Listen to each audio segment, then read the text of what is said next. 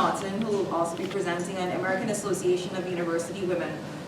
The 5 persons chosen represent a range of fellowships, as well as students who would have gotten funding at various parts of their graduate education, some at the ending of their education along the way, as well as Eliana, who was an undergraduate student who got the NSF fellowship. So we have a range of opportunities available for graduate funding, and I hope that this session will be really useful for you.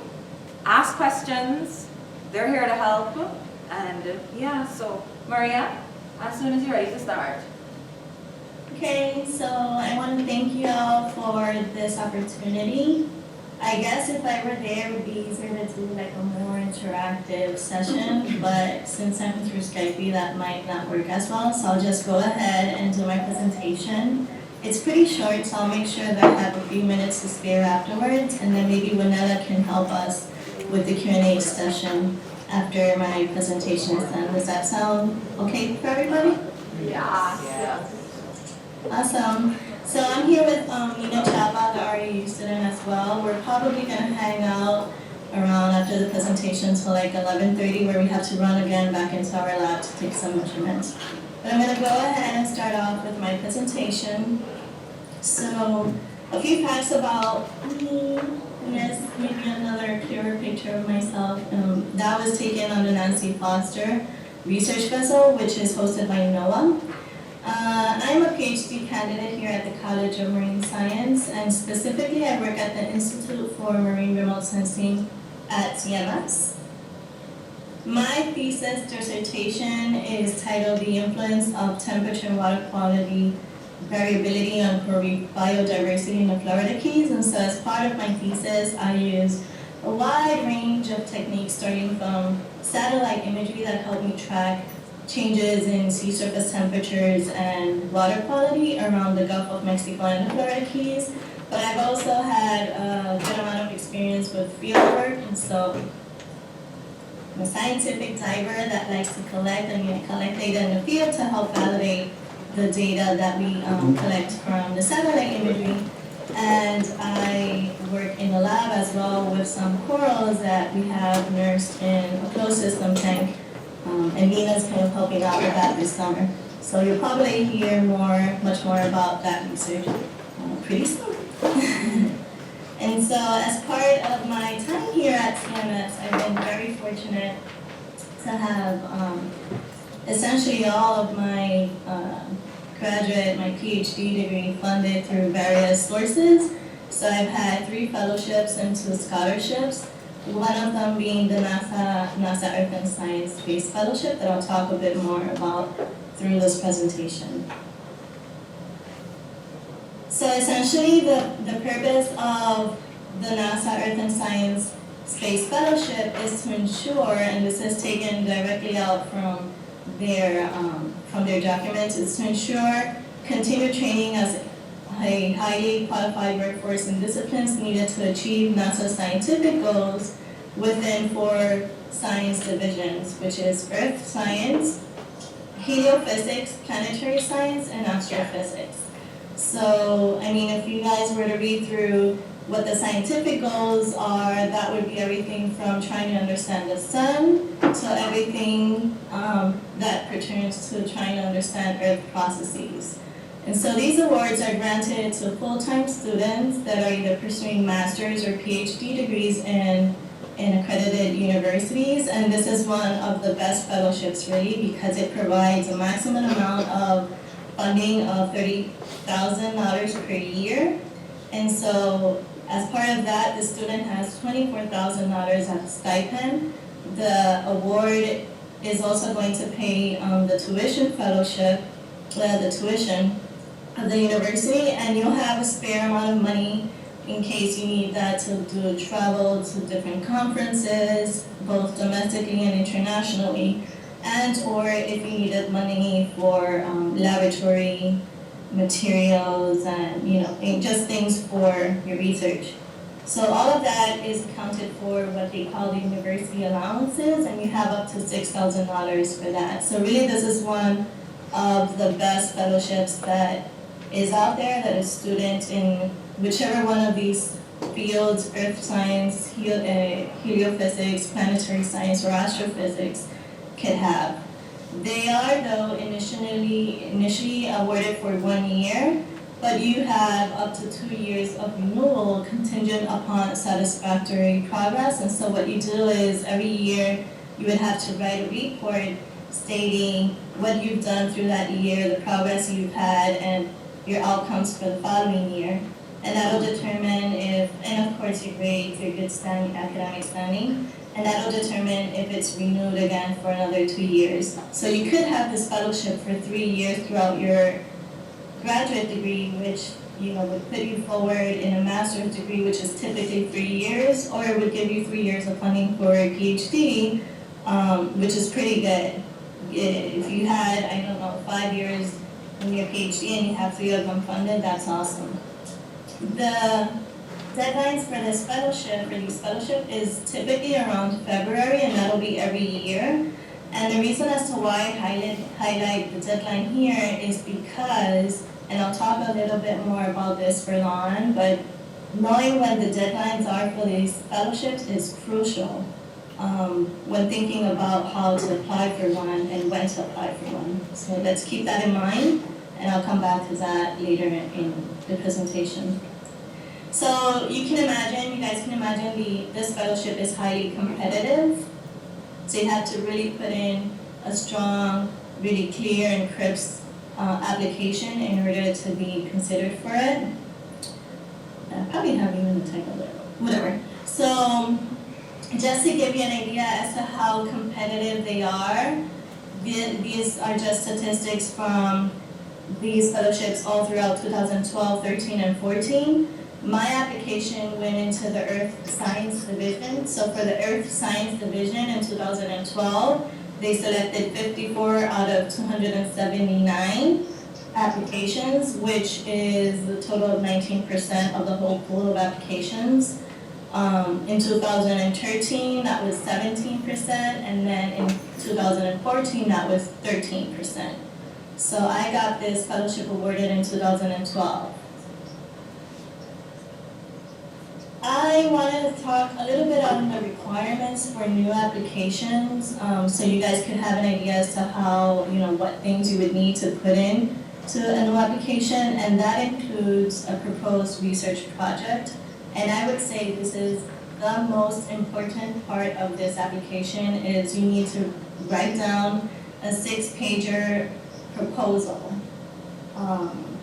And that's very strict. It has to be 6 pages, and within those 6 pages, you have to write all of your proposed words with figures and references and everything, which for me, it was pretty challenging. I can write 20 pages, I can't write 6. So it took me a while, to get this application ready. And again, I'll talk about timelines later into the presentation. So the most important part is the proposed research project, but then as part of the application as well, you would need to put in a 1-page curriculum vitae of your faculty advisor and your student and yours.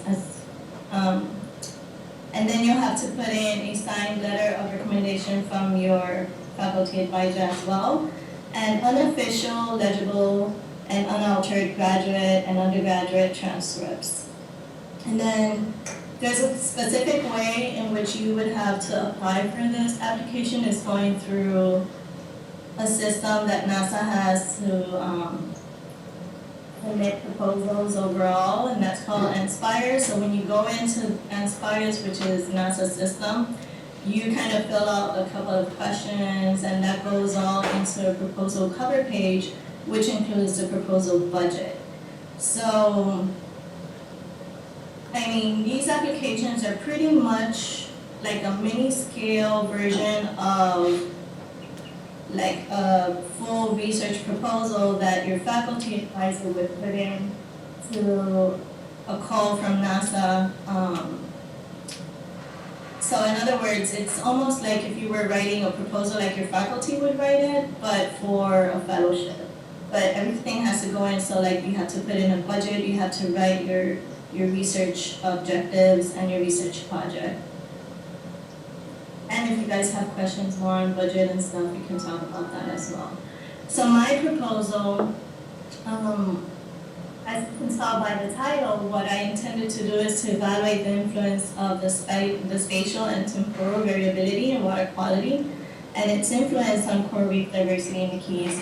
What you guys are seeing on the further right hand of the presentation up there, like that picture with beautiful colors, that's the Gulf of Mexico. So I'm not sure if you can see me pointing, you can see my finger, but if you can see, there is Florida, there is the peninsula of Yucatan, and a little bit of Cuba. So what you're looking is the Gulf of Mexico, and that's a satellite image of sea surface temperature.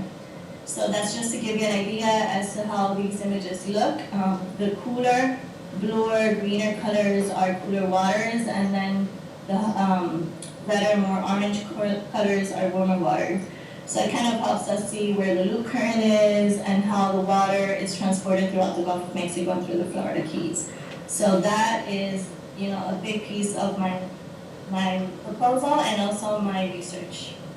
So as part of my proposal, it's important to have various elements, but one of them is really key for you guys to be able to tie what you want to do for your research project and how that fits and aligns with what NASA wants to do. So in that case, I took out this sentence from my proposal where I am essentially telling them how my project is going to fit in with what they do. In other words, my project is going to serve as a baseline for the development of a comprehensive assessment of reef diversity throughout the Keys using in situ data paired with water quality data obtained from NASA satellites. So using sea surface temperature and other parameters.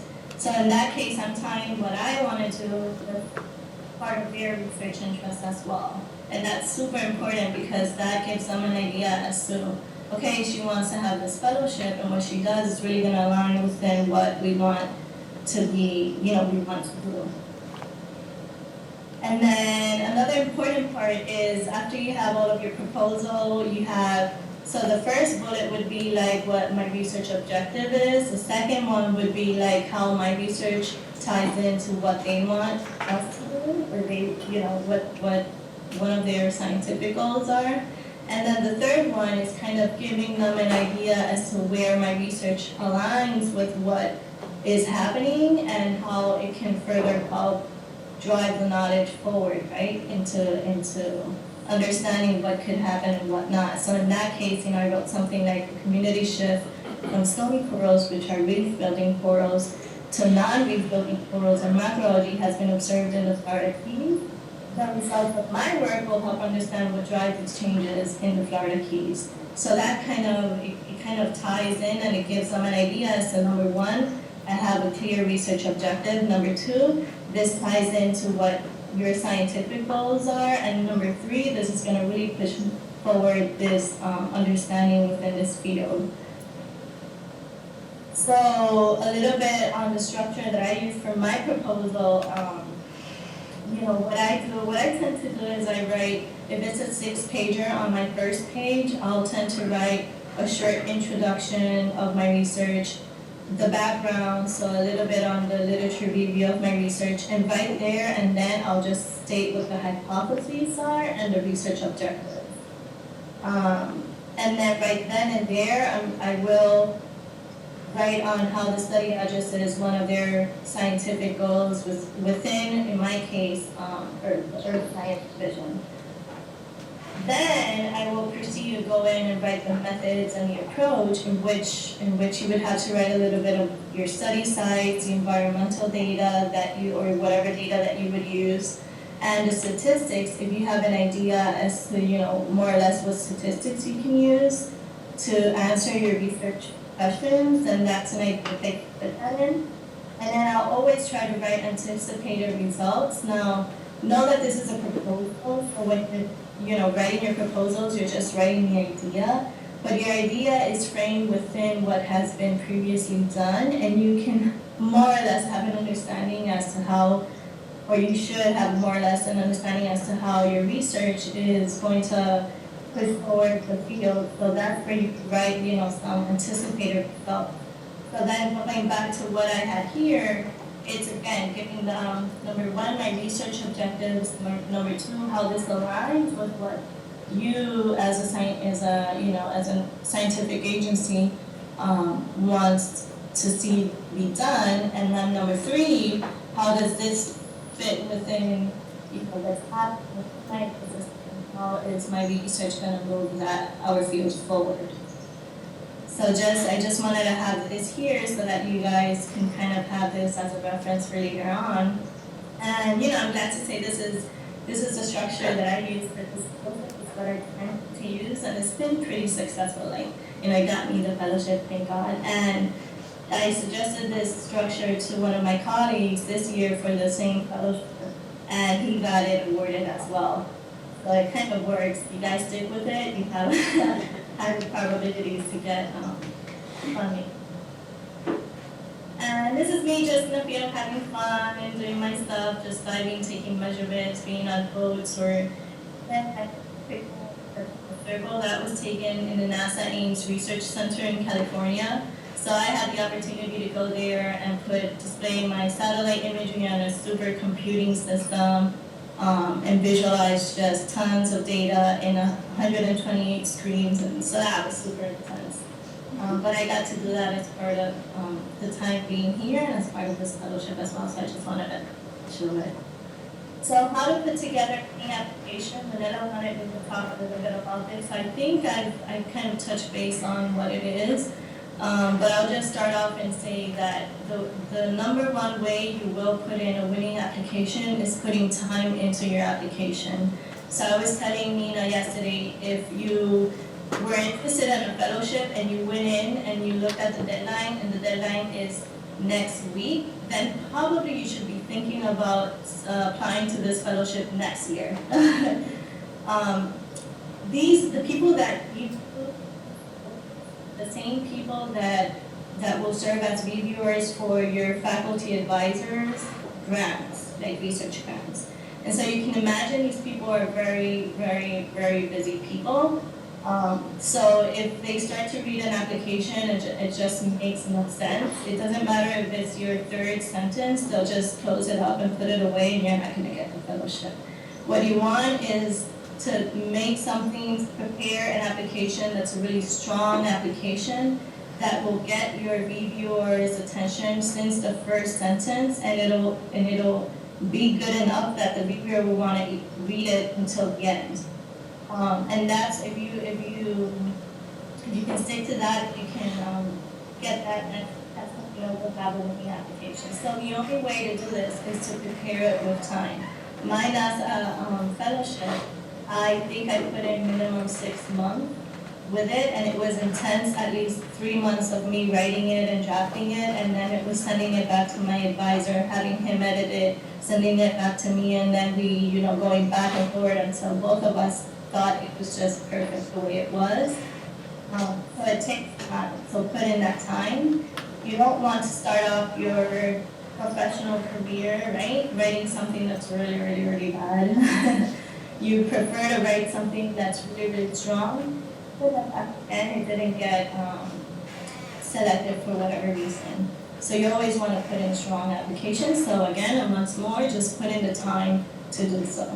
And then when you're writing it, make sure, and this is the most important thing about your research proposal, even for your class, even for your graduate school, even for any grant, even for any of these fellowships, the most important part is to have clear and concise and realistic research questions and objectives. That is the centerpiece of your proposal, and then everything else is just going around what your research question is and what your objectives are. So have them, write them up, have them clear, concise, and have them be realistic, and just write them up front. So that's why I mentioned earlier that my structure is I tend to write on that first page, I write what my research objectives are. The reason is because if it's a 6-pager and the reviewer has to read up to the 3rd page to understand what my research question is, then, they'll kind of get lost and they'll get tired and it'll be boring. Like, they'll get up to the third page and be like, I don't understand what she wants to do. So that way, I just write them right up front. These are my research objectives and my questions, and then this is how I'm going to tackle them. And then midway through the proposal, maybe at the end, I'll kind of make reference to that again in some way, so that we can keep them reminded of what the question is. Make sure that you address one of the science missions, or the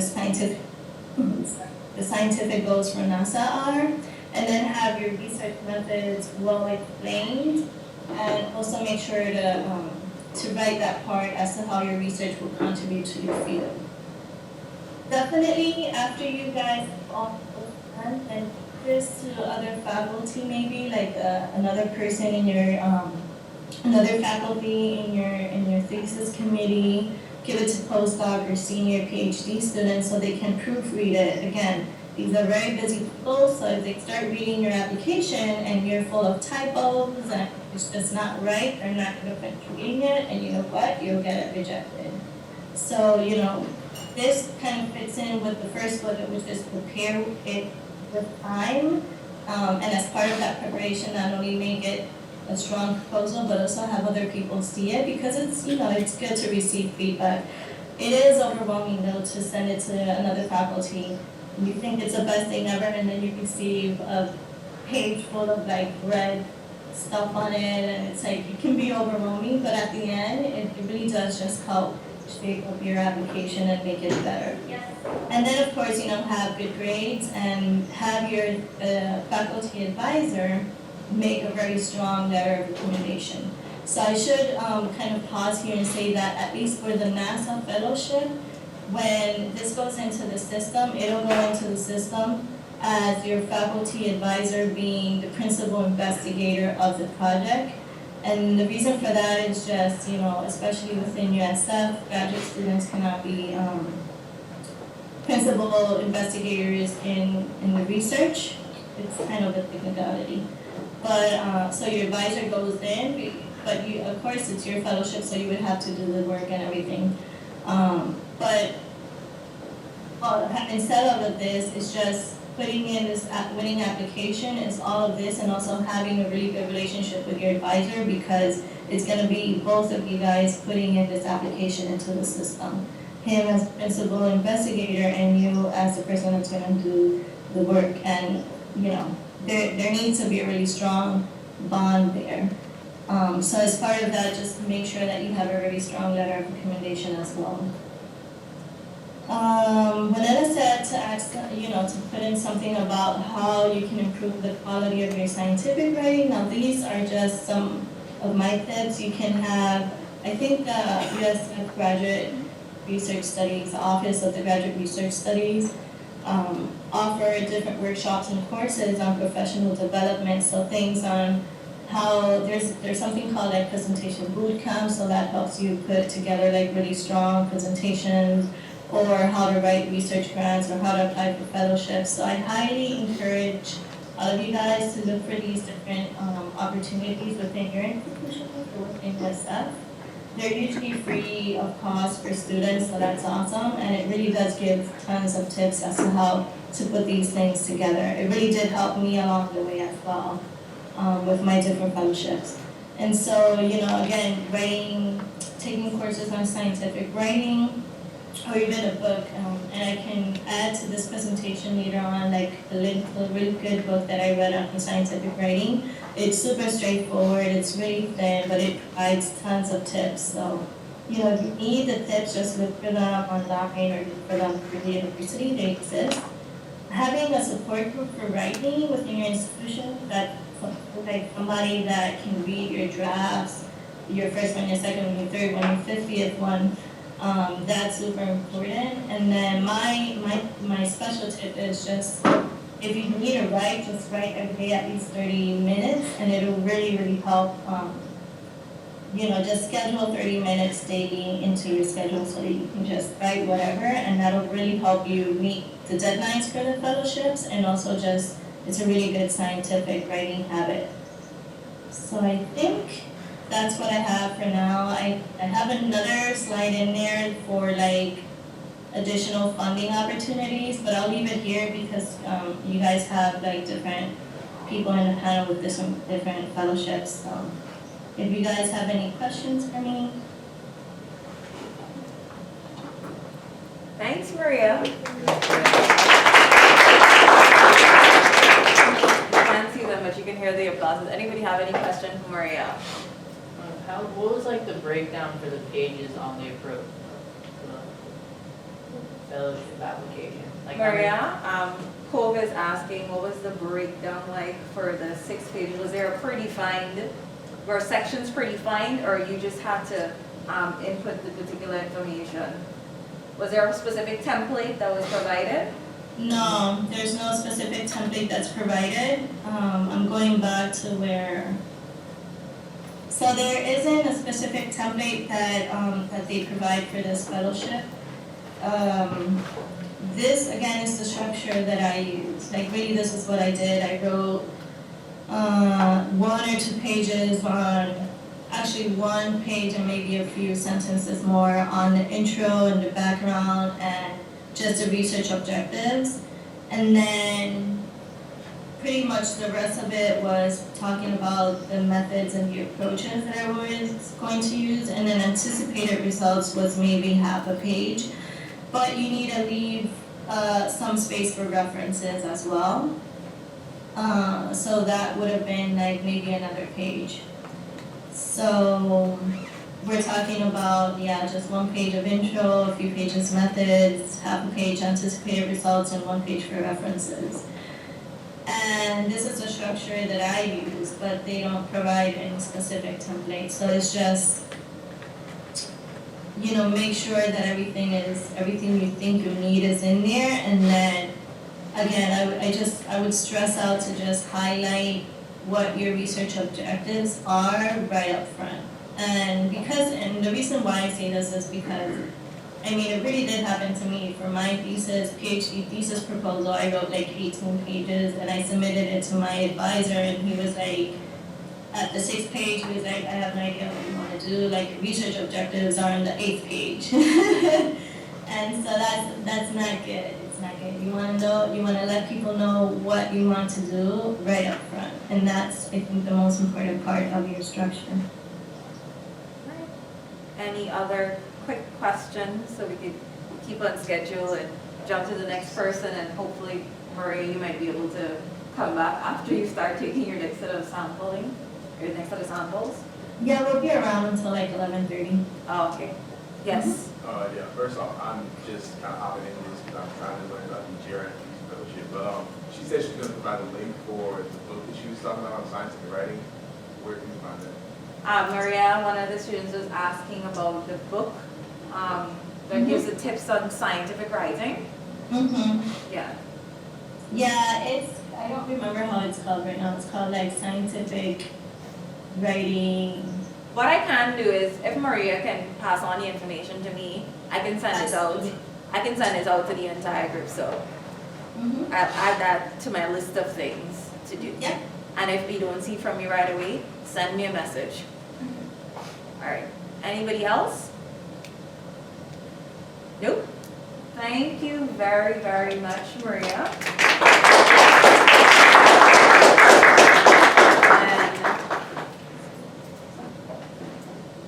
And is there a way, Winella, that we can see your screen? if you see my screen, you just be seeing me. What I could do is, you could sign off the Skype here, and then you could call me and Skype on my phone, and then I could put my phone to face the room, and it could work that way. How is she sharing her screen with me? Okay.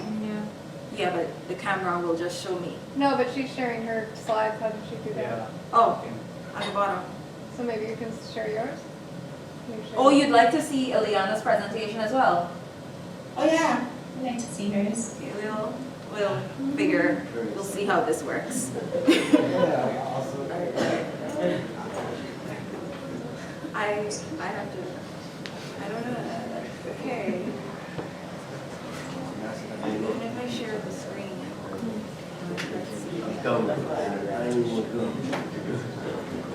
Let's see. Just bear with us a second. Let's see Because this is how on the this projector. works. Sure, Manal. Are you seeing it? Yep. Okay. All right, I guess this works. Yeah, okay.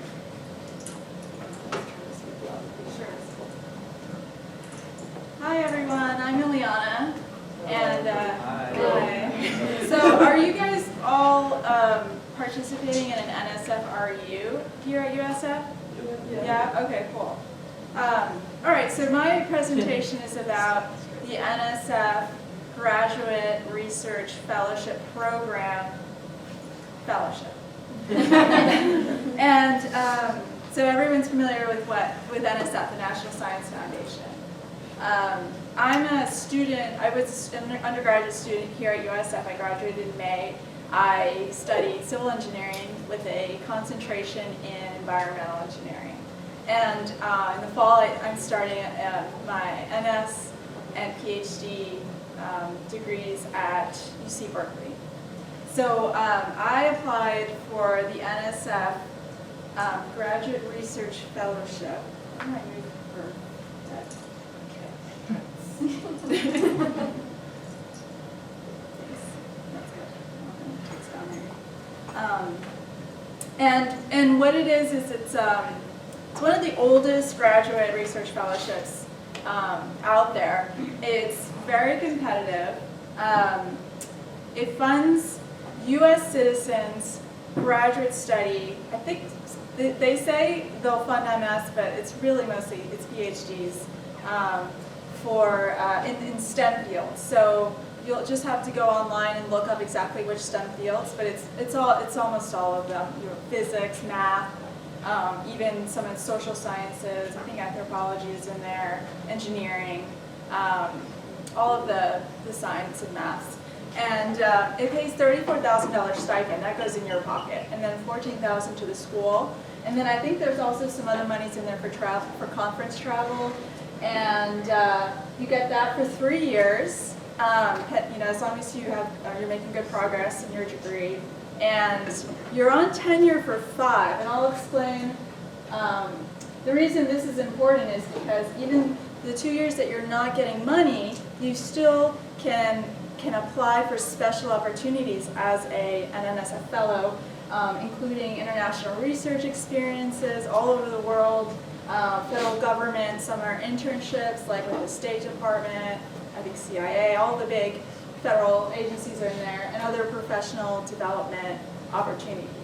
You also get access to Exceed, which I think is NSF's supercomputing system. I don't know a lot about it. Okay, so why do you want to apply?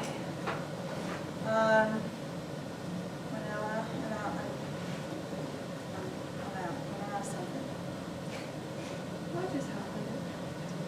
Okay, so I do this? Yeah, okay, thanks. Okay, so it's very competitive. Last year, 16,000 plus applicants, and they usually give out 2,000 awards. I don't think that'll change for this year. So it's about 12% success rate. Each discipline has a specific deadline, so they're usually at the end of October, beginning of November. 1 week will be engineering, and then the next 3 days later will be earth sciences or something like that. So pay attention to that. There are 3 opportunities to apply, and this is really important. You can apply as an undergraduate, starting your graduate career. So that's what I did. And then you're competing with other undergraduates that are applying. So you won't be held to the same standard as a graduate student that's applying. You can also apply in your first year of graduate study, and then in the fall of your first year, and then a final time in the fall of your second year. The basics are 2 essays. There's a personal, relevant background and future goals statement that's 3 pages, and then a research proposal that's 2 pages. And you need 3 really great letters of recommendation. So both of the essays have to address NSF's criteria, and this is their criteria for all grants. And they call it broader impact and intellectual merit, and I'll go into that. So intellectual merit, they say, is the potential to advance knowledge. It's a really vague definition. There are great, really long explanations about what this is on NSF's website and other websites, but basically it's the intellectual merit of your research and the science that you're doing. How will it transform the future of your field? How is it important to science? How qualified are you to carry it out? Things like that. And so there are other components to it, but that's it in a nutshell. Broader impacts is a little harder to define, but in a nutshell, it's a potential to benefit society and contribute to the achievement of specific and desired societal outcomes. Anyway, so in the case of the NSF Fellowship, broader impacts is about how does your research have the potential to benefit society, both locally and globally, and then do you, as a person, have the potential to benefit society? The NSF Graduate Fellowship is funding you. The money goes to you, and you can take it any school you want in the U.S. So it applies to both. And they're both equally important. So why should you apply? It's great practice for writing a competitive grant, like Maria said. The deadline is in late October, and then your graduate applications, you'll start turning those in November, December, and into the spring. So it's good practice for writing the essays that you'll submit for your graduate applications. I basically just edited my NSF essays to write my statements for graduate school. If you get this funding, you are a free student to your professor, your research advisor. So this means that you're a really attractive student to them. And then you probably will get to pursue your own research. You won't be tied strictly to one of their grants that says these are the specific outcomes and types of research that needs to be done. So it gives you a lot of freedom. And then it's prestigious. It's great on your resume. So NSF is looking for a specific type of student. They're looking for leaders. They're looking for students that can clearly articulate scientific hypothesis. They're looking for someone that displays passion for research and creativity and has acted on this passion, can show outcomes.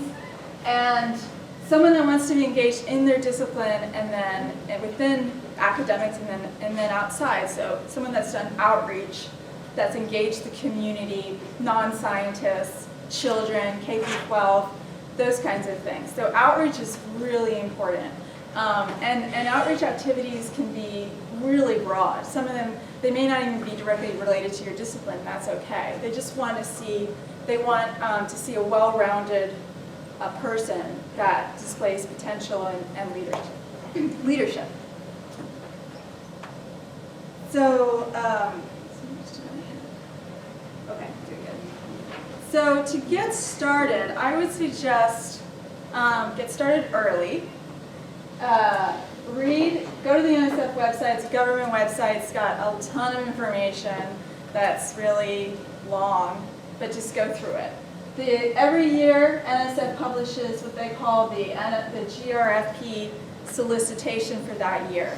And that's a really long document that explains what the fellowship entails, the application process. It's very specific and detailed, all the requirements. It may change year to year, so make sure to read the entire thing carefully. Usually it will come out in August. So right now the 2015 solicitation is up, and that one will be a really good start. But as soon as this 2016 comes out, just check that one out, make sure nothing has changed. I don't think the funding will change because they just increased it last year, so it should be pretty close. Read essays. Now there are a lot of people, successful applicants have posted their winning essays and profiles online. A lot of past winners have their own websites just dedicated to this one fellowship because it's so so many people apply for it and it's so competitive that a lot of people are out there trying to help students apply for it. So that's really helpful. At the same time, you want to take all that information and digest it, and then figure out what you can do to distinguish yourself. You don't want to, of course, copy someone's essay. So as soon as you decide you're going to apply for this, think, do I have 3 appropriate letter writers? Because if you only have 2, I mean 3 is hard. You want to find 3 preferably professors in your discipline or closely allied field, and that know you really well, and hopefully you've done some kind of research or special academic activity, rather than just having taken 1 class with them. So if you don't have 3, maybe you have 2, think about a professor that you can start engaging. Maybe you're taking a class right now, and that semester, and you really like it. Start going to their office hours, tell them you're thinking about applying, ask them for suggestions, try to engage them and get to know them. Yeah. Make a timeline, start early. I'll talk more about that later. So the graduate research plan statement is 2 pages. You have to write an original research proposal. It's like what Maria was talking about, except it's only 2 pages. So it's really hard to write concisely, like Maria was saying. It has to just be transformative research. This is NSF's term for the research that they fund. And it's sort of hard to explain what that is, but it has to be original research that will push the envelope for what's known about that topic. So really the only way to figure out, well, let's say you have an idea, is this transformative? There's no yes button that you can, ball that you can shake that will say yes. But what you need to do is go online, find 2 or 3 of the top journals in your field, and skim the abstracts for that month. Pull up the issue, and skim the abstracts, and start getting a sense for what is exciting, what people are interested in right now in your field. And then another good thing to do, which this requires a ton of time, is go on NSF's website and see what they've been funding. You can look up what grants have been funded in your field. You can look up grants by discipline, by school. So do that and just try to get a sense for what's really hot in your field right now. And then also think about what you've been doing. What research experiences do you have that maybe you can take a step further or use as a starting point? The proposal has to be very well thought out. It's a real proposal, so you'll start out with an introduction, contextualize the problem, identify the knowledge gap, and then you'll go into the experiment, list your hypothesis, your methodology, how you're going to carry out the experiment. Some people even will include a timeline. And then you might finish with, why is the research important? What are the broader impacts? I would suggest having a specific section that says these are the broader impacts and listing them. And then the maybe you do that too for intellectual merit. So there's no template or strict structure. It's up to you. So I would just look at other people's proposals and then think about what could work, and then edit and revise. Try to, also really important is to tell the reviewers how you're going to disseminate your knowledge through presentations. Maybe you start a blog or a website. Just try to be creative, because everyone's going to say they're going to publish and present. So creativity is going to be rewarded. The reviewers, I should say, are scientists in your field. So let's say, like me, I applied for environmental engineering discipline. My reviewers were probably environmental engineers, but they may have been, my topic was waste treatment. They may have been fluid dynamics scholars or air quality scholars. So they're not necessarily.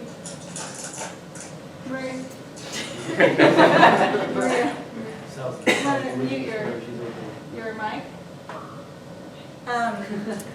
They're not. Maria, Oh, yeah, I'm here, sorry. can you mute your mic? What? Can you mute your mic? Oh, yeah, absolutely. Just Sorry. pause your webcam too, if you don't want people to see you. So you don't want to, you want to, it's going to be scientific and technical, but you want to make sure you're speaking to people that might not have an intricate knowledge of your specific sub-discipline. Don't forget broader impact, super important. And then another important thing to know is that you're not bound to this project. So when I started at Berkeley, I don't need to do this proposal. It's not like Maria's fellowship where she's carrying out her proposal. I am only bound to remain within my discipline, which is environmental engineering. But they want to see, can you write a proposal? You're not required to actually carry it out, although many people do carry out something similar. So the other essay is a personal statement that it's 3 pages where you describe your previous research experience, your academic career, any relevant service experience relevant to your goals, your future graduate school goals, and career goals. So the most important thing to do is to tell a cohesive story and to link the personal statement to the research plan. You might even mention your research proposal at the end of your personal statement. When you start reading some other people's essays, you'll see how the most successful ones do this. And then you'll want your letter writers to also speak about things that you wrote in your proposal, your personal statement. So what I did is I spent the first 2 pages roughly breaking down about paragraph by paragraph my different research experiences. I had done 2 REUs, and then I had interned with NOAA over 1 summer, and then I was doing research here at USF throughout my undergraduate career with a professor. So I talked about each major research project, and I identified, you can't go into detail about the project, and the main thing is to show what did you contribute that was special, and what were the outcomes. Did you publish a paper? Did you present at a university conference? Did you mentor other students in your lab? Whatever it is, highlight your outcomes. And what makes you unique, of course. You can put personal notes, bits in there. I think it helps the reviewers get to know you and to get on your side. But just make sure they're relevant and avoid cliches. Like, don't say, ever since I was 5, I got my toy rocket ship and I knew I wanted to be an astronaut or something like that. You know, just try to be specific and engage them in a way that you don't think someone else probably has. You can also use the statement to highlight your credentials, like any awards that you've gotten, service is really important. So I use the first 2 pages to talk about my research, and then the last page I spent about half a page talking about my service. I had done service with Engineers Without Borders, and then participated in outreach things to the university. Don't lie or embellish, but don't underestimate what you've done and how that could relate to your potential to help others in teaching science or tutoring. All those experiences are really important. Oh, so diversity.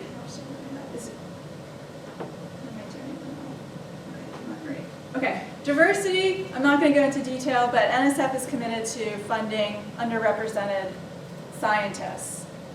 You can look up what that means. But even if you're not part of an underrepresented group, you can still contribute to diversity. Let's say you maybe were a member of, women engineers. What's the women's? SWE. Yeah, Society of Women Engineers. I know that a lot of guys are in that. There's some guys, right? The president is a male here at USF. Okay, so President's a male. Yeah, at USF. yeah, so it's about, they want to fund underrepresented minorities, and they want to fund people that are committed to engaging a diverse people in science. So highlight that. Okay, I'm running out of time, so I'm just going to say that it's also okay to highlight your failures and how you persevered or how you showed tenacity in science, because that's really important. To do a PhD, I don't know yet because I haven't started, but I think probably you're going to have a lot of failures, and so you want to show that you're not going to be a quitter and that you have what it takes to get through a really grueling, grueling 5+ years, right? So the letters of reference are really important. They need to be amazing, all of them. 2 amazing letters and 1 okay letter is not going to cut it. You need to have 3 great letters. And ideally, they'll highlight different aspects of you in your career. So maybe one is your research advisor if you did undergraduate research. Maybe another is a professor that you did a summer project with at another university. Maybe I used my research advisor here at USF, a professor at a summer REU. And the 3rd was from a professor who I'd taken class with and who I'd done a special project with and who I knew personally. So I would also suggest going on like your graduate research seminars. Undergrads never go to that, but professors always are really impressed when you do. It's just graduate students usually. So things like that. Just trying to get to know the professors in your discipline in a way that you normally wouldn't have access to just in your classes. And then make sure you coach your reference letter writers.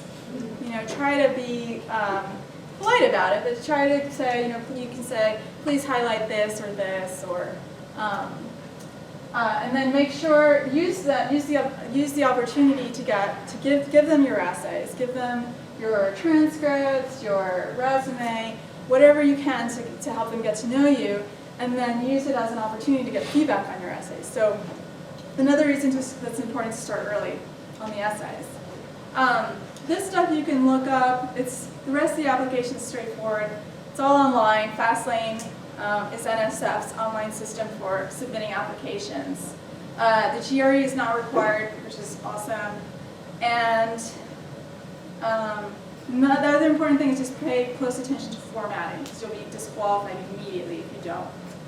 So here's my proposed timeline. I'd start as early as possible. I started thinking about this like 3 years ago, but I really started working on the application probably in earnest in August. I spent a month working on my proposal, and then revising, and then a month in September writing my personal statement. It was like taking an extra engineering class. It was a lot of work. So keep that in mind. I didn't really feel like I had time to apply to other fellowships. Although people will say, apply as many as you can. I'm like, yeah, okay, that's great. It's a lot. It takes a lot of time. And then revise. A week before I submitted my personal statement, I had a professor at the Office of National Scholarships here at USF. All they do is help students apply to scholarships. And she tells me, she looks at my essay, she says, this is good, but you're still drafting. And other professors had told me, oh, this is great, you're done. But she was right, and so I totally redid my essay less than a week before I turned it in. So get as much feedback as you can. I think I had maybe a dozen professors and grad students look at my essays. Professors are really busy, so they actually are not that helpful. Grad students were the most helpful.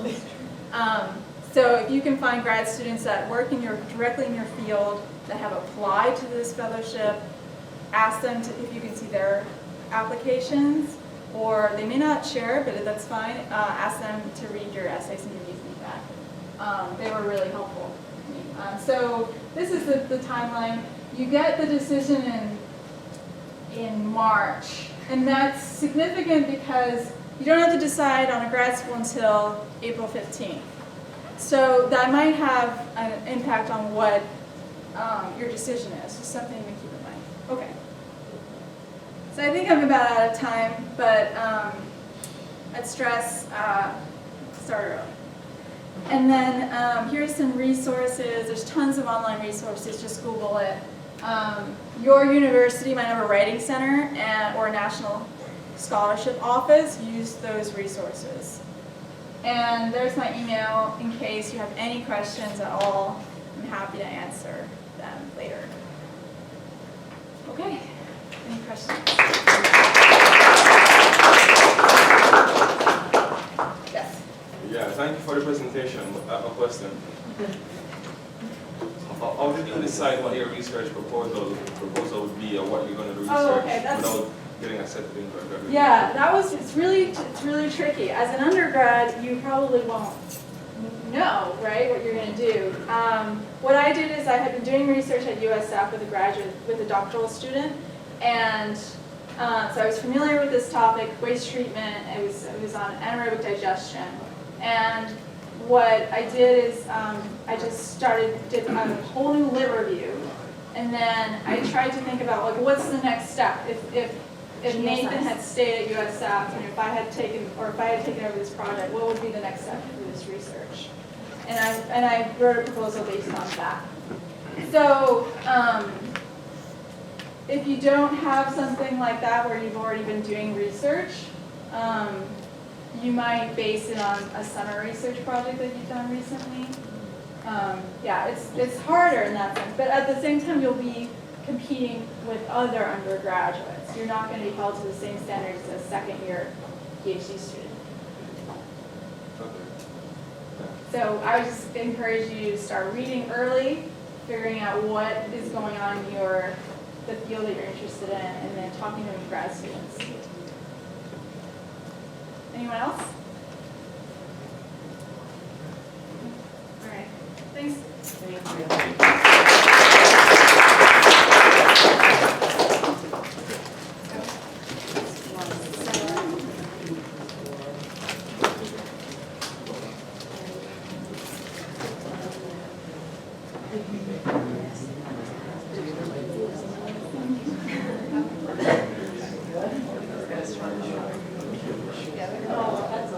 Thank you. And the kids, even if they are And then the transport, it used to be a lot better. Morning. Morning, everyone. So my name is Mark. As you can see, my name is Mark Santana. I just got my PhD.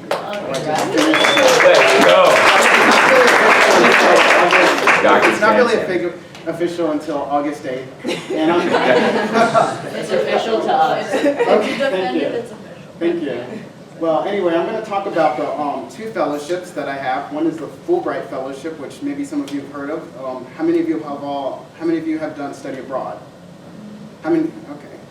How many of you would like to do study abroad or would like to do it again? Ideal world. Well, guess what? You actually, after you graduate from undergrad, you actually can do study abroad. And I'm also going to talk about the McKnight Fellowship, which it's a little bit, or the McKnight Dissertation Fellowship, which is a little bit early for you all, but it's something, a dissertation fellowship or a dissertation finishing fellowship, not just the McKnight, is also something worth thinking about when you're finishing your PhD or finishing your graduate degree. So first starting off with the Fulbright Fellowship.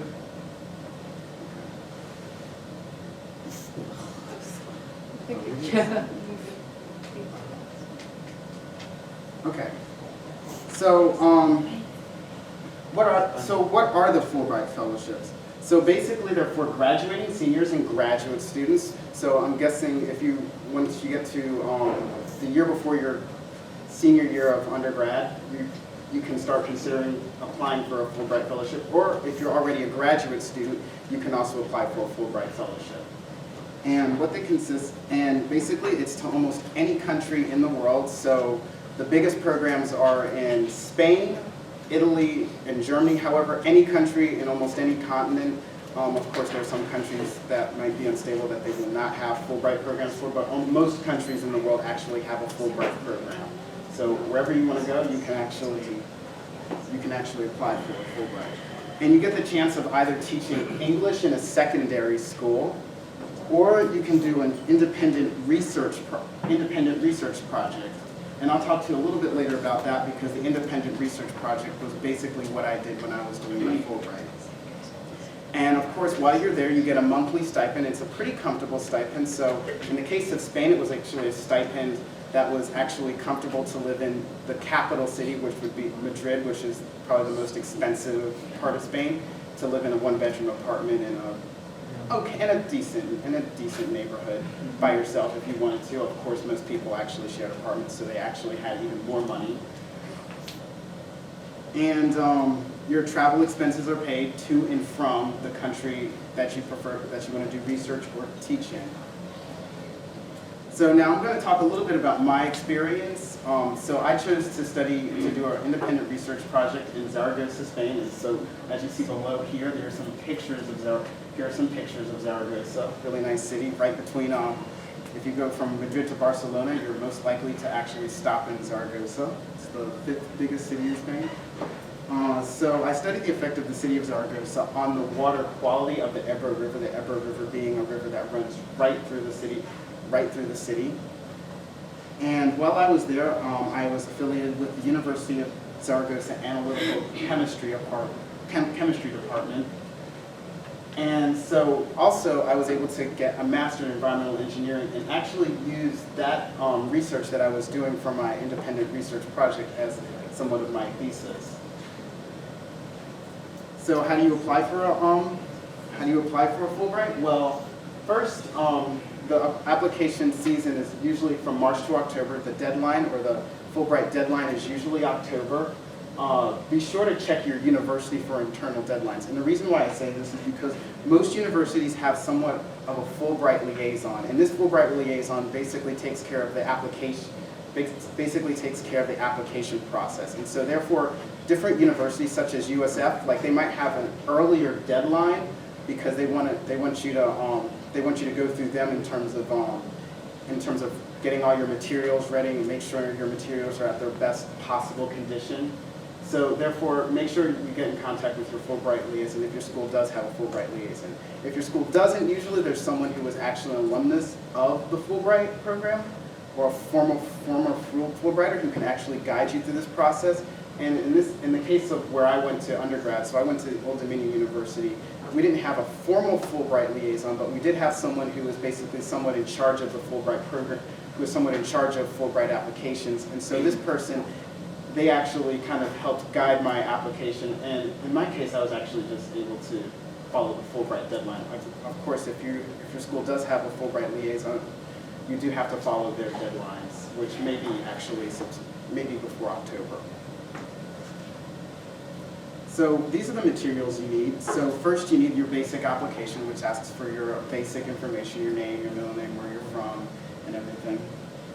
Then a statement of purpose, which is kind of like what Ileana was mentioning, kind of somewhat like an autobiography in a sense.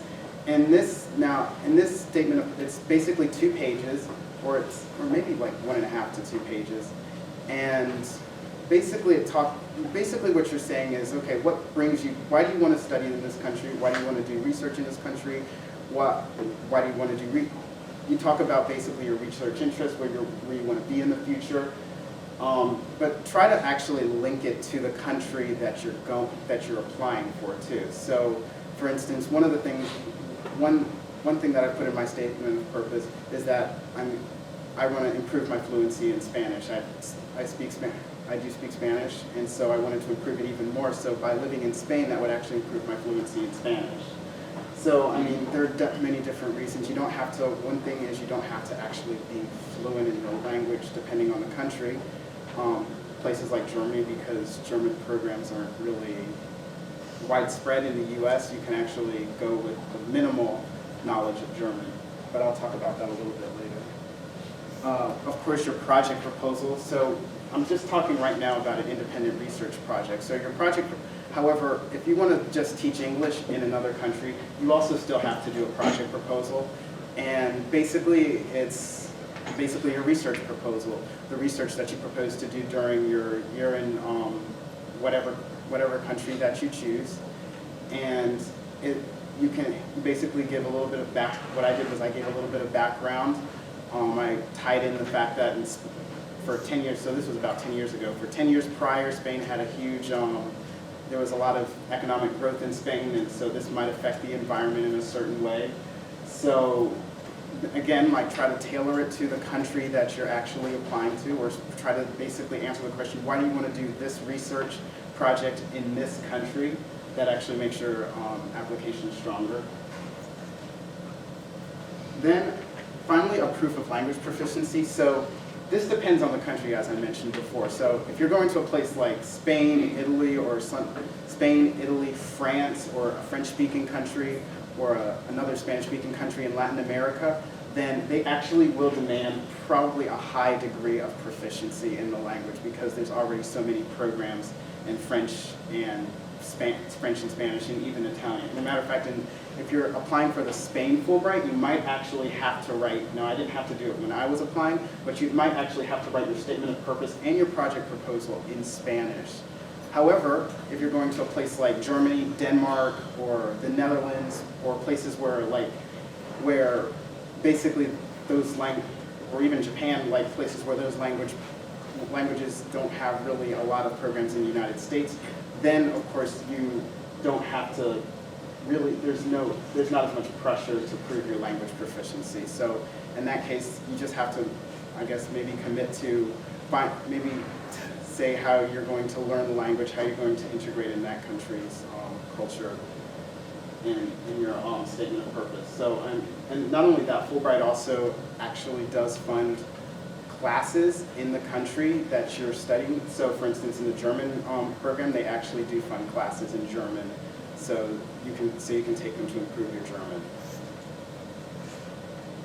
And of course, your letters of recommendation, and basically to echo what Ileana has mentioned, make sure these professors or whoever is writing your letter of recommendation knows you pretty well and can write the best recommendation as possible to get you this fellowship. Now, one thing I will have to mention is this a lot of this application is done online. And probably when I applied, which was almost about 10 years ago, it was partially online. Now I think it's fully online. So yeah, I'll definitely give you the link to the Fulbright. I'll definitely give you the link to the Fulbright program and basically the procedure. So basically, you can learn the specific procedure for how to apply. And of course, another thing that's worth getting is also a proof of affiliation. So now, if you're teaching English, that's not the case. They base Fulbright. If you're teaching English for a year, you don't need this. However, if you're doing an independent research project, you do. So one thing before you even start applying is basically look for programs. If you want to look for programs, look for universities, research institutes. Get in contact with people, see what research they need done in the country that you're interested in applying to, and therefore they can actually write a letter saying, we will, in the case that this person gets a Fulbright grant, we will actually host this student. We actually have enough equipment, or we have enough resources to host this student while he or she actually is during their Fulbright year in their preferred country. In my case, what I did was I basically wrote a letter to the University of Zaragoza, someone who is running the environmental engineering master's program, who is also affiliated with the analytical chemistry department, and I asked her to write a letter, and so she basically wrote a letter, and she said also, she mentioned the coincidence that the next year there would be something called a water expo, and since my research dealt with water quality, it was actually a pretty good coincidence, and I definitely feel like that letter, even though I didn't write it, that proof of affiliation actually strengthened my application. And of course, so now that you have all your materials, you turn them into whoever your Fulbright liaison is. You make sure that they go through these materials. In some cases, now in my case, they actually conducted your Fulbright liaison, or basically the people who are in charge of the Fulbright at your university, will actually conduct an interview. And so during this interview, they'll invite basically your faculty advisor and maybe another professor, and basically this person, what they'll do is they'll ask you questions about, well, why do you want to go to this country? What do you already know about this country? What do you already know about this country? It's good to at least show some interest in the culture, or at least like what's going on in the country. And they'll also ask your professors, basically, do you think that this person will be able to function in this country? Because let's face it, you're going into another culture, you're going into a totally distinct culture, you might go through culture shock. So basically, it's a way to determine, will you be able to thrive given all of the, will you be able to thrive in this distinct culture and be able to do research and be able to somewhat integrate at the same time. So yeah, once you do your interview, then you can turn in your application. And so the acceptance process, you turn in your application by October, mid-October. First, there's two rounds to the acceptance process. It's first by the US Fulbright Commission. So basically, the US Fulbright Commission, they look at all the applications for a certain country and they say, okay, we think that basically if it was only up to us, you should get the Fulbright. And usually you get your result, you get a response by January for that. But that's just only the first round. The second round is you go through the Fulbright Commission they send all those accepted applications to the country of interest. And so then that country, from the people they've chosen, from the designated applications, they actually choose which applications they definitely want. And so in a minute, usually if you get past the first round, you have a really high chance of getting past the second round. However, in many cases, they do accept more applications on the US side than the side of the country of interest. And you should usually get a response by late May or early June at the latest. In my case, it was late May. However, if you're there to teach English, I know for Spain, some people even got their responses in March. So definitely that's definitely worth considering. So for more information, you can go to the Fulbright US Student Program. And as a matter of fact, they actually have, I'm not sure if you can see this link, but it's us.fulbrightonline.org. And if you go to USF, there's a Fulbright office. Almost every university, or every big university at least, has a Fulbright office with a Fulbright liaison who you can get in contact with and who can actually guide you through the application process. So now, moving on. So also I had to do something called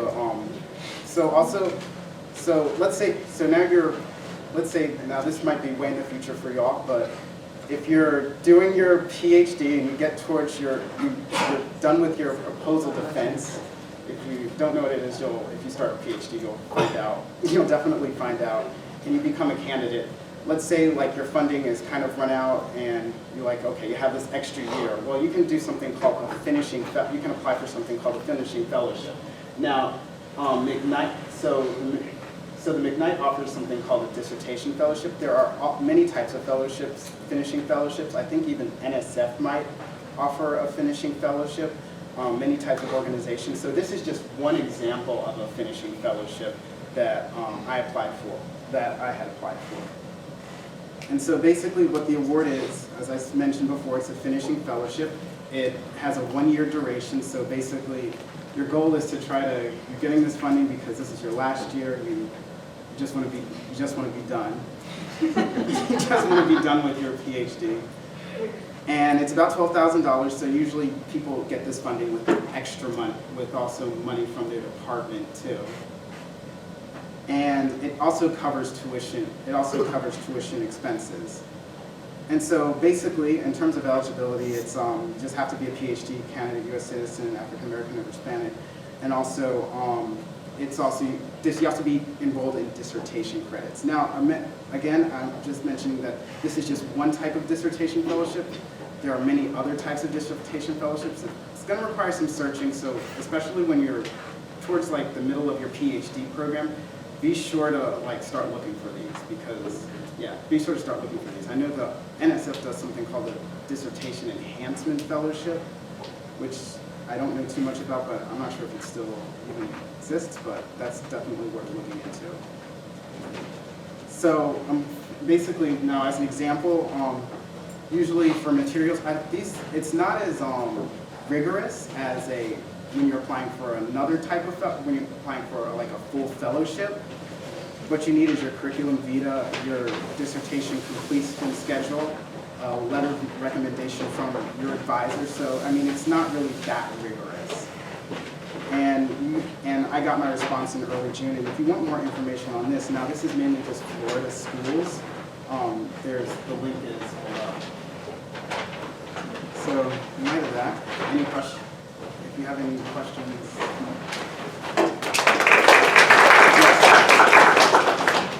So Mark, why did you decide to do the Fulbright? Oh, why did I decide to do the Fulbright? So, okay, the real reason was I really wanted to do study abroad ever since I was in high school. I couldn't really do study abroad then, and I actually was introduced to the Fulbright during a class trip during it was for a university class trip to Germany, where we went to the Fulbright Commission, and then I learned about the Fulbright. So partially, it was also I wanted to live, to see what it was like to live in a country where my first language was not the first language of everyone else, and also to see how even engineering was taught there, how engineering classes are there, how the university system works, and so this research opportunity also helped me get an insight into how even research was conducted over in Spain. So, Cool. yes? For the Fulbright, can you apply to the English Fulbright and the research one both, or just you have to choose? You do have to choose. Yeah. Also, will your chances of being accepted increase if you go to an underserved area? Yeah, it depends. It depends. Yeah. So, like for instance, I think on the Fulbright website they actually have the statistics from last year for how many people applied and how many people got accepted. And there are a lot of countries where just only one person applied and so they were the person who is accepted. Of course, given that they had a really good feasible research project. But yeah, just look at the chances, but make sure also that you also care a lot, that you also really want to go to that country. But yeah, definitely. Yes. Are they likely to send you, so for example, I've been to the UK 3 times now. Let's say I want to go back for a year. I love it. Would they be more likely to send you if you've already been to a country, or do they want you to have like a new experience of going somewhere you've never been? So actually, your experience in the UK might be an advantage because it shows that you have some dedication. You know about the culture. You have some dedication. So I would say that actually would be a pretty good advantage. Yes. So if you've been to other countries in Europe, Yeah. does that make you a better applicant than going to a different country in Europe?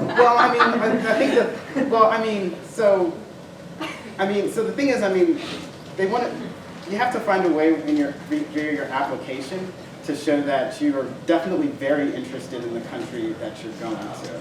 So, you're also interested in the research that you're doing, but you're definitely very interested in the country that you're going to. So if you haven't, I hadn't gone to Spain. Well, I had gone to Spain, but just to visit. I hadn't really studied abroad in Spain before. But, I'd say my fluency in Spanish, the fact that I was doing, also a lot of STEM majors, since you all are, I'm guessing most of you are STEM? Yeah. A lot of STEM majors don't apply for Fulbright. I'm not sure, at least when I was applying, they weren't applying for Fulbright. So that even makes you even more competitive. That even makes you even more competitive.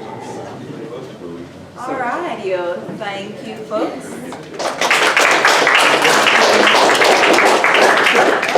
Now, we're gonna have Rodriguez Gonzalez. So hi everybody, my name is Laura Rodriguez Gonzalez. I'm a PhD candidate in the Department of Civil and Environmental Engineering. I'm starting my 4th year and hopefully my last year. So maybe next year if I'm still here in the summer, I might be Dr. Rodriguez Gonzalez, right? So fingers crossed. So I'm going to change it up a little bit. We were seeing a lot of information on fellowships based on research. This one is more based on your academic abilities. So it's the Graduate Student Success, this one specifically for USF. So the eligibility for it, you have to fill out a FAFSA. You do need to have some kind of economic need to actually be selected for this scholarship. You need to be a USF citizenship. You have the US citizenship. You need to obviously apply to USF. And then be accepted for the program to actually get this. You don't need to be accepted already. You could be, you'd be an undergrad and be preparing for graduate school and apply for this. And it's looking also for diversity, similar to the one at NSF. So don't see it as specifically ethnicity, also see it as, you know, a group of underrepresented people in the program, like, for example, women in engineering, males in the nursing program. It's not specifically for ASTEM, so I know most of you are for ASTEM, but it's good to know. And it's looking into specifically to academically talented, newly enrolled, first generation, multilingual students who demonstrate financial need. And I added this because I'm going to talk a little bit later about when you're writing your essay. So you always want to look into clues based on the requirements of the application on what you're going to write about. So if they're being really specific on what were your needs, what were your hardships to actually get your degree, then you might want to touch a little bit on that on your essay. So awards and rules after you get the award. So it's for both master's students and PhD students. So you get $4,000 for the semesters for fall and spring, plus tuition, excluding fees. So those fees are actually going to be taken out of that $4,000 stipend. So this for master's students, you can actually get it for 2 years based on that if you keep a good GPA above 3.0, and then you also have to submit a yearly report. For PhD students, it's a little bit more, $6,000 per semester. It does not include summer. It includes tuition, but again, it doesn't include fees, and for PhDs, you can actually reapply up to 3 years. So in terms of the applications, in this one, you have to actually do an essay. So think about what Ileana talked about her essay for NSF, so that's a great approach to have for it. This essay is actually going to be much shorter than that. So you want to talk about how I mentioned your hardships and how you overcame them, since you see that that's part of the requirements for that. That fellowship. You also want to talk a little about your short-term and your long-term goals, and you also want to touch a little bit also on how that fellowship is going to help you with your graduate studies. You need at least 2 letters of recommendations, and this might be a little bit outdated since this was 2 years ago, and right now the process is closed, so I can't go in and tell you specifically you need this and this. So that's going to open, if I'm not mistaken, it's going to be late the fall semester, and you have until like mid-spring semester to submit this. So you guys have time to look into that.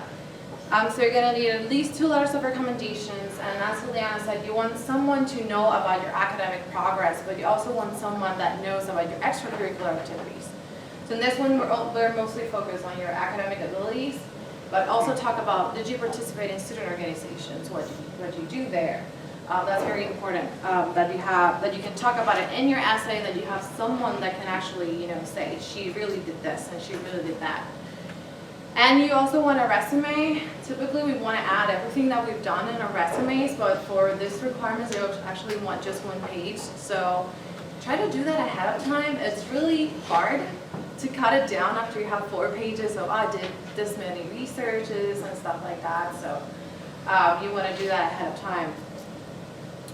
Some advice, find your fit. I know, as Ileana mentioned, a lot of people tell you apply to everything, but sometimes you don't really fit on that, so you always want to look into that. There's a lot of scholarships that have some requirements that you have to be in a Fulbright program, or you have to be in X or Y university, or even X or Y high school. So you always want to look into that. Start early is really important. You're going to have a lot of drafts on your essay. Even in this one that's a little bit more simpler, that you don't have to write a proposal. You actually want to have a really strong essay. You want to have a faculty member that's going to review that, and there's going to be the ones that are really going to help you specifically, since this, for this fellowship, it's a group of faculty members that actually select the students that get it. So having a couple faculty members look at it is really important. And some advice, I just wanted to say, you know, keep trying and don't give up. Sometimes it's actually a bit about, aside, obviously a good package, application package, but sometimes a little bit about luck. This scholarship, since you get renewals up to 3 years, it's based on availability. So some years you're going to have a lot of students that are actually renewing, so there's not going to be a lot of funding for new students. So my funding, you're actually supposed to get accepted maybe April or May. Mine actually got in June, because I was lucky that one of the students actually graduated. So you see where I'm saying, like, don't give up, keep trying, and work on your application and have someone to help you do that. And the good thing about the USF part is that there's a very general application process that you actually apply to a couple of these. So this is basically what I'm saying actually helps to apply. I think it's to 2 or 3 fellowships that are at the USF graduate student, and the USF graduate website. So you can see all of that. If someone has any questions, yeah, let's start. What was the name of this? Graduate Student Success. So it's GSS. You can Google it, USF GSS Fellowship. Yeah. Realistically, how many fellowships can you apply for? So this one, let me see, that year that I applied for this application, I was applying to 3. So it depends on the type of application, and you can check it on the USF website. Because some actually require you a little bit more than that. So I can't remember specifically the GSS, and there's another one from USF that you actually apply the same way. So maybe I did not mention, but well, I did mention at the beginning, this is based on your academic ability, so you always want to have good grades, even in master's studies. And you actually don't need to be starting your PhD or your master's to apply to it. I actually applied it after my first year. So it's something that... Any questions?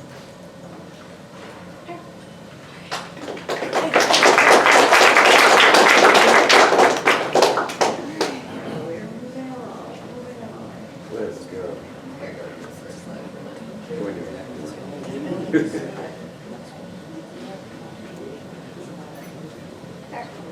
Hi, I'm Colleen, so I know I'm the one between you and lunch, so I'll try to be quick. Before I lose all my male members here, American Association of University Women, this is the American Dissertation Fellowship. So it's kind of like what Mark talked about with the McKnight Fellowship, so it's a finishing fellowship for 1 year final for your PhD. On the rules I checked today, it does not say you have to be a woman to apply. You just have to support women. So that person at USF is the SWE president. I'm sure if you applied, we might have a chance. So you might. I didn't look through all the hundreds of fellowships they've awarded and see if there were any males, but you might be the first or one of the few males. So don't just stop paying attention. There might be some things that I mentioned that are good for other fellowships as well. So just a background on me. Well, I'm trying to finish. I got this fellowship last summer. I extended so I can try to finish it in the fall. So you can. It is flexible. They say they give you a year, but you can extend. It's PhD is always. I thought I was graduating like 2 years ago. So hopefully I'll be Dr. Naughton eventually by December. So I did my undergrad in civil engineering at Purdue University, and then I did my master's and PhD, and I'm doing my PhD here at USF. I did the Master's International program, so I served in Mali, West Africa, in the Peace Corps for 3 years, from 2009 to 2012. It's a program that combines like 1 year of like graduate coursework and then 27 months in Peace Corps, and then you do a master's thesis and research in the field while you do that. And then so I sort of continued that research, and I went back to Mali the past 2 summers. I extended in Peace Corps for a 3rd year to do my research in Mali. So, and other than that, I was getting funded on like a graduate research assistant under NSF and EPA grants through the university. So I was more on the administrative end, working like 20 hours a week that paid my tuition and a living stipend. And so that's like a balance of funding source. So it was nice to get this fellowship in my final year to be able to concentrate more on my research. So I was working on proposals. I helped my advisor edit his textbook and write a solutions manual. I got a lot of great experience, but it kind of takes away from your research. And so what Ileana talked about, like she spent like all those 6 months applying to the NSF fellowship, but it's worth it. So you can focus on your research and get done quicker. I mean, I started the MI program in 2008. 2015 now. I know I did 3 years in the Peace Corps, but 7 years. I could have, if I wasn't doing that 20 hours a week, I probably would have graduated a little earlier, but it did provide good experience. So what is American Association of University Women? It's actually an organization that's nonprofit, founded like over 100 years ago. 100 years ago, so the mission is advancing equity for women in and girls through advocacy, education, philanthropy, and research. So they focus on a lot of different issues. What concerns with us is like STEM education and campus leadership. So Judith Resnick, one of the first women astronauts, got the American Dissertation Fellowship actually for electrical engineering. So it's kind of cool to be like kind of in her footsteps a little bit. Unfortunately, she died in the Challenger explosion, but yeah, dominated. Actually, when I looked at the people receiving this fellowship, they're more like gender studies and a lot of liberal arts degrees. So that can give you an an edge up because you're like in the STEM field.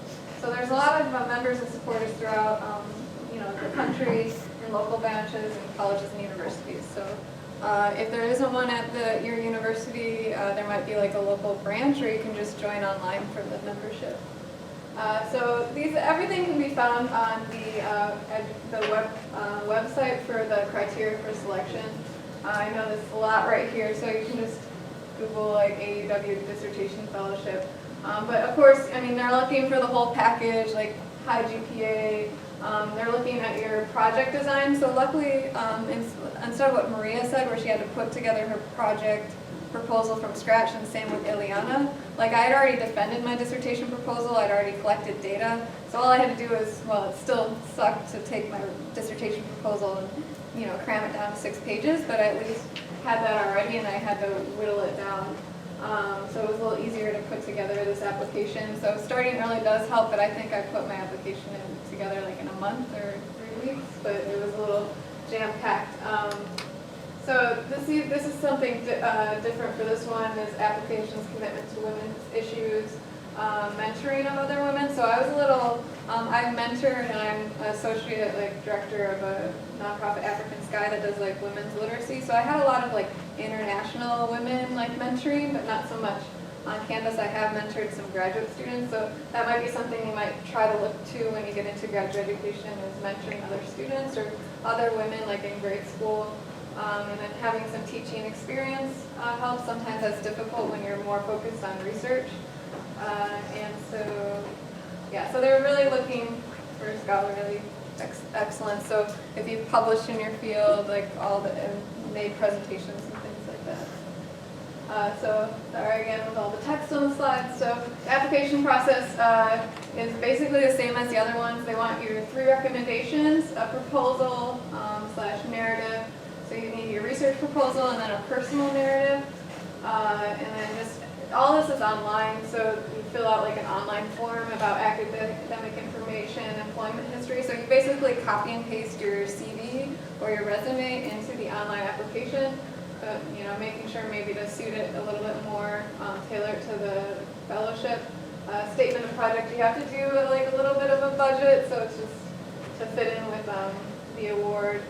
And so there's a filing fee involved of $40. Unfortunately, you do have to submit official transcripts and an institutional certification form. So you do need to have defended your dissertation proposal already, and they have to certify that that happened and that you're like on the path to graduating, and an institutional letter. So with that, I had like an additional slide here.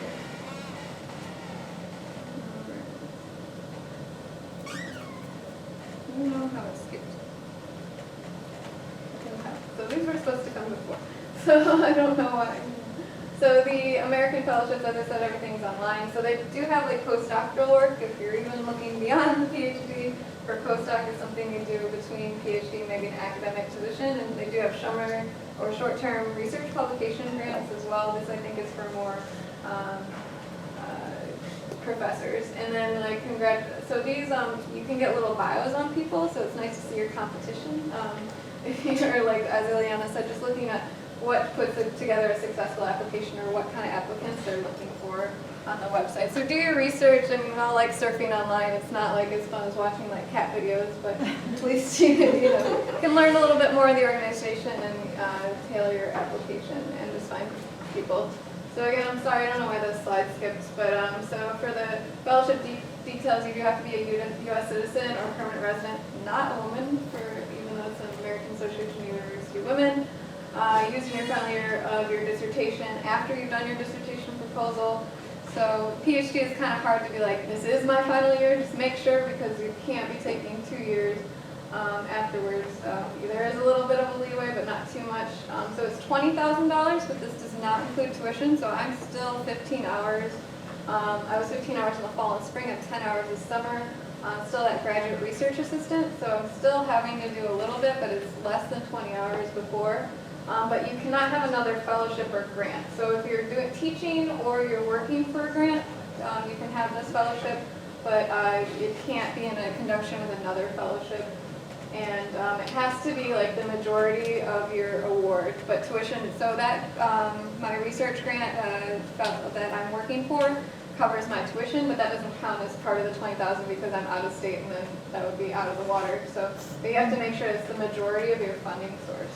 And so application is mid-November, and you hear back by mid-April. So I actually was declined for this in April, and then they told me in August that they had I was an alternate. Like, so they told me in April that I was on the like waiting list, and so I heard in like August that I was getting the funding, which was good. So you might get the decline, but there's still other options. I think other people turn down the fellowship because they've got another fellowship, maybe the NSF one. So let's make sure all these go in order. PowerPoint likes to glitch with me apparently. So with how I put together winning application, this is kind of what other people said about strong recommendations. So you don't just have to do professors. I also did my Peace Corps country director. And 2 of my recommenders, all 3 I think, had me review their statements on me and like give them suggestions. And so that kind of helps, but it's also a little like, I don't want to write my own recommendation, but it's good to like sort of get in things, because like Peace Corps country director like remembered some parts of me, but some like not completely, so I was like, please like add this. So focus, of course, on the proposal and personal narrative. The personal narrative, I know Ileana talked about putting it in your research. My advisor talked about more your personal narrative being touching on things that you don't see in your CV or your resume or your research. So they get to know you a little bit more personally, but I guess not like when I was 5, a space shuttle thing. But I mean, I said like making sure you have a hook at the beginning of your personal statement. They're reading a lot of these statements. You need the first paragraph to be great for both your proposal and personal narrative. And so I put like, I want to be the first woman UN Secretary General. Like I've wanted that since high school. I'm going to try to that. That might be unrealistic, but that's what I put in my application. I was an alternate, so maybe that's not the best idea, but just, reach for the stars and tell like what your goals are and like what you hope to accomplish. And just make sure your research objectives and goals are very strong. I do a lot of leadership and extracurricular involvement, so I really emphasize that and service. And just having lots of people read over it. I also have a best friend who's a history major who's a really good writer, so it not necessarily have to be STEM field. Like he does give me suggestions, I take or leave some of them. But from someone being a good writer versus a scientific writer, it really helps with the personal narrative. So I was going to talk about my research a little bit, but I don't think we need to get into that. Like I do shea butter. It's an edible oil or fat, but you also see it in cosmetic products. But so my research actually concerns women because shea butter is produced in sub-Saharan Africa by women, and they get the profits from it to support their families. So your research I don't think necessarily has to involve women, but then your mentoring of women and your other extracurricular involvement with women has to be strong. So that's just, and these are kind of my objectives and how I went. So if you want to ask me more about my research later, you can. So just getting finally to my final tips, like the first 2 are more for AUW and the second 2 are for like just in general. So get involved in campus. I think one reason I was an alternate was I wasn't a member of AUW when I applied to this fellowship. Like I just actually became a member when I applied. It's like $18.81, which is $18.81 for your first year as a graduate student, and then like $59 after that. It's free for undergrads online. And then just mentoring women and getting involved if you're really looking to do this fellowship. So if you're like Ileana and like planning your life 3 years in advance,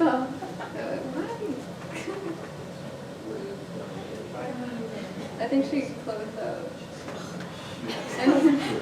Anyways, So one thing with me, like I'm involved in like a nonprofit organization. Since then I started American Association University of Women chapter on campus, and so it's always a challenge. As I think how many of you are like overwhelmed with courses and extracurriculars?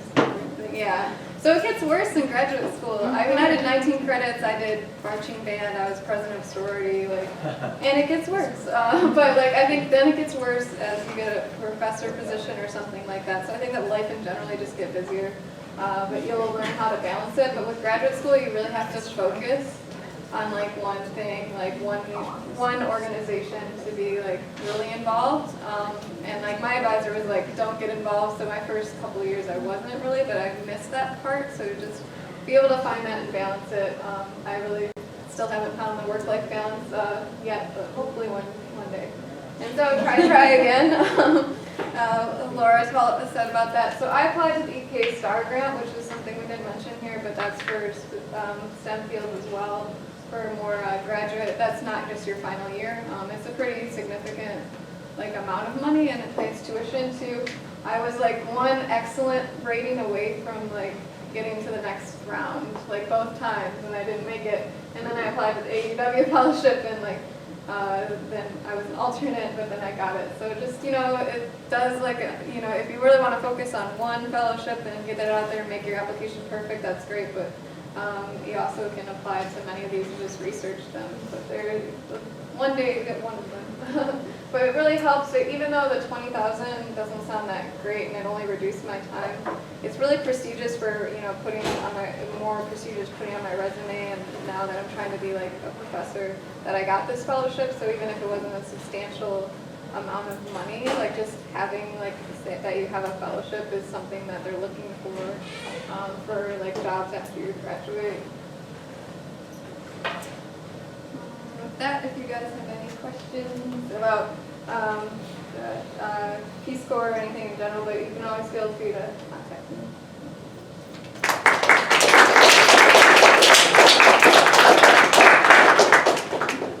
Any questions? Everyone's hungry. All right. I'd like to say thank you to all my presenters. I know everybody's ready. I see them eyes staring over at the food in the corner. So once Ruben gives the go-ahead, everybody can go get to eat. And something I just wanted to mention though, I think the McKnight Fellowship, you can apply, there's another format of the McKnight Fellowship you can apply for as an undergrad, just as you're about to start grad school, and it gives you 3 years of funding. I can't remember the exact amount that you get. Similar to GSS. Similar to the one that similar was on to our- GSS. And their information, if I'm not mistaken, is on the USF website for Yeah, graduate fellowships. McKnight, they have various iterations of it, so if you're an undergrad looking to go to grad school as well, you should look into that one as well. So, thank you very much for being such attentive participants, and you can eat.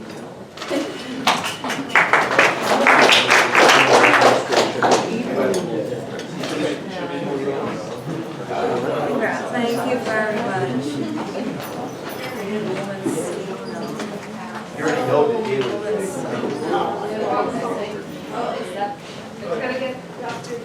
Hi, you're Jeremy Lilla. Hi. Yeah, that's fine. I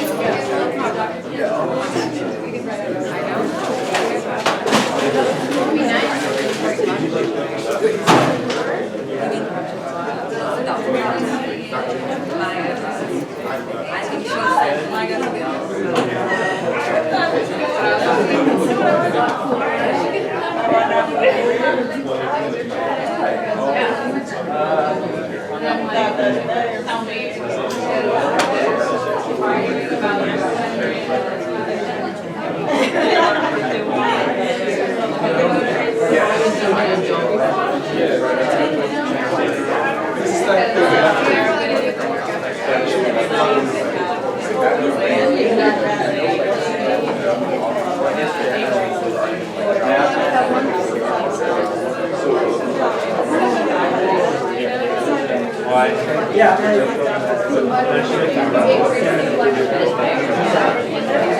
I would just hang up right now. Like,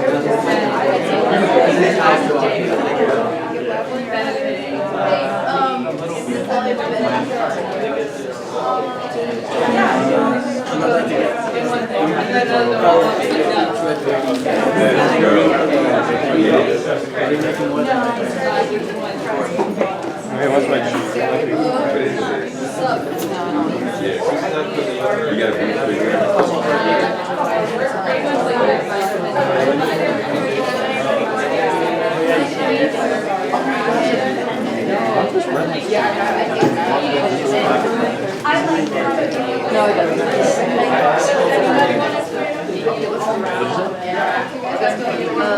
I'm a pickle guy, man. You already know the deal. Let's give it up.